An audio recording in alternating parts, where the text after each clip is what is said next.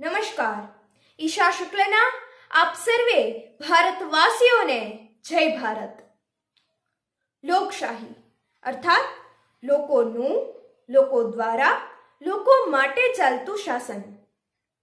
લોકશાહીની આ વ્યાખ્યા જ્યારે ખરા અર્થમાં સાર્થક થશે ત્યારે જ ભારત પુનઃ વિશ્વગુરુના સિંહાસને બિરાજશે.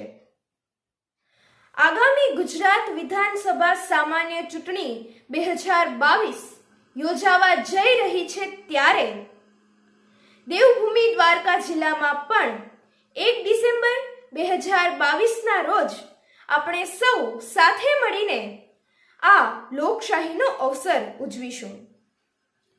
તો જિલ્લા વહીવટી તંત્ર, જિલ્લા ચૂંટણી અધિકારી શ્રી તથા કલેક્ટર શ્રી દેવભૂમિ દ્વારકા જિલ્લા વતી અવસર લોકશાહીનો અન્વયે હું દેવભૂમિ દ્વારકા જિલ્લા ચૂંટણી ઇન્ફ્લુએન્સર તરીકે ઈશા શુક્લ આપ સૌ ભારતના જાગૃત નાગરિકોને નમ્ર વિનંતી કરું છું કે આપ સૌ અવશ્ય મતદાન કરજો.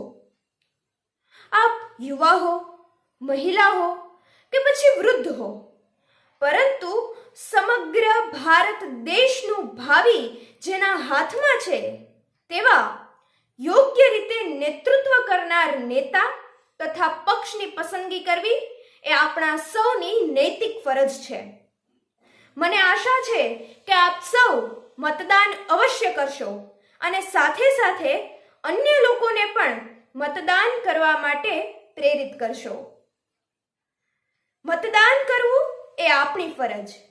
ચાલો સૌ સાથે મળીને ચૂકવીએ લોકશાહીનું કરજ.